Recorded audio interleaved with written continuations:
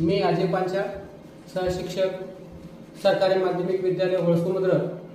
SSLC board परीक्षेला अनुसरून अत्यंत महत्त्वाचं असं परीक्षेत येणारं 2 गुणासाठी हे प्रश्न आपण शिकणार आहोत. तर या अगोदर आपण वर्गमुळात 2 व वर्गमुळात 3 या संख्या अपरिमेय आहेत असे आपण सिद्ध केलेलं आहे. तर आज आपण या उदाहरणामध्ये 3 अधिक वर्गमुळात 5 ही संख्या उदाहरणामध्ये दिलेले जे अंक आहेत जशा तसे लिहायचं आहे. 3 अधिक वर्गमुळात 5 आणि ही संख्या परिमेय आहे असे लिहायचं आहे. ही संख्या परिमेय संख्या मान. म्हणजे जेव्हा परिमेय असते तेव्हा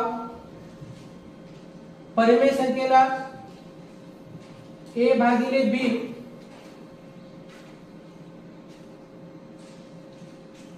म्हणजे a आणि b हे z चे सदस्य असून b बरोबर 0 नसते.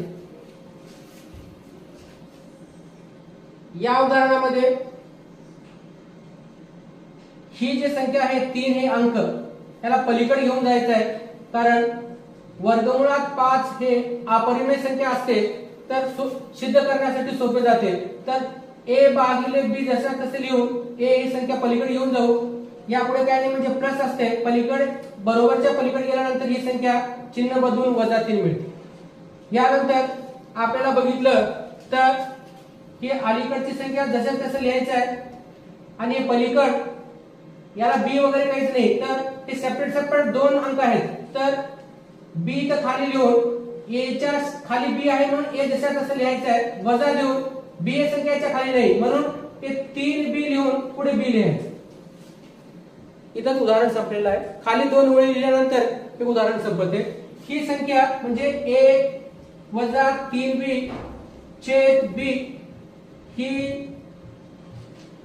संख्या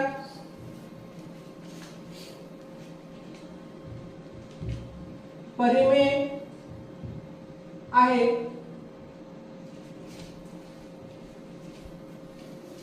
पण वर्गमुळात 5 ही संख्या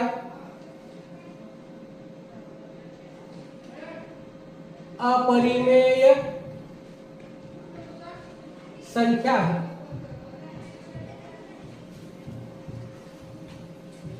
जर आपण या संख्येला इथल्या परिमेय मानलं पण वर्गमुळात 5 ही संख्या अपरिमेय संख्या आहे म्हणून 3 अधिक वर्गमुळात 5 ही संख्या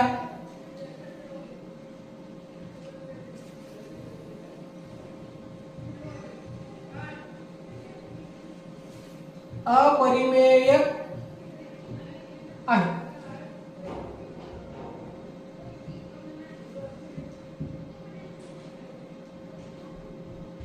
असे सिद्ध होते.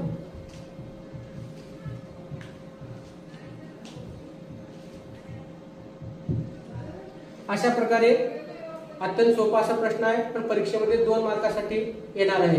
तर आपण अभ्यास करून याला सहजपणे लिहू शकतो. धन्यवाद.